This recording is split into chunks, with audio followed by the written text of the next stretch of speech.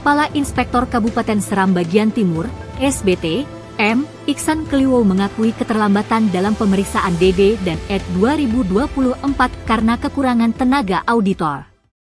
Dirincikan, dari 45 staf yang tengah memonitoring di seluruh desa pada setiap kecamatan, hanya 7 orang auditor yang bisa dilibatkan dalam pemeriksaan tersebut.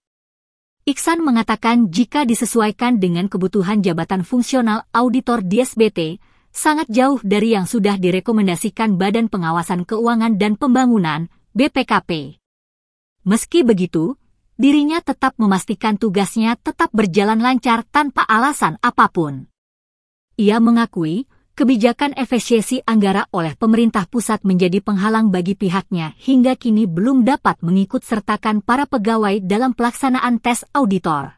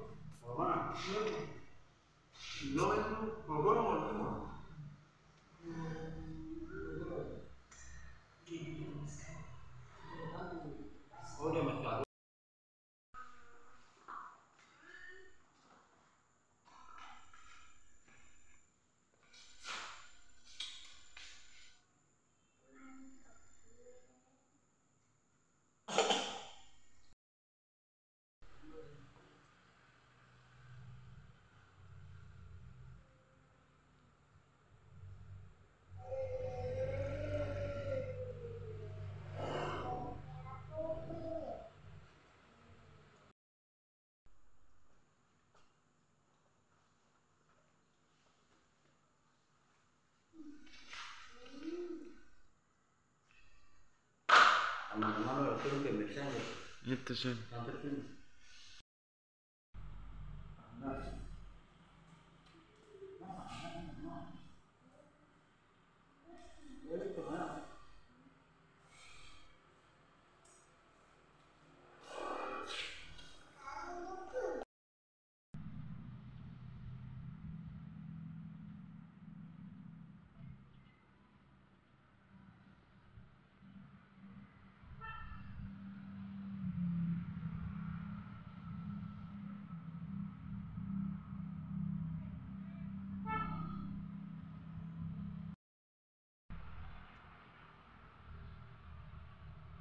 Download Tribun X sekarang, menghadirkan lokal menjadi Indonesia.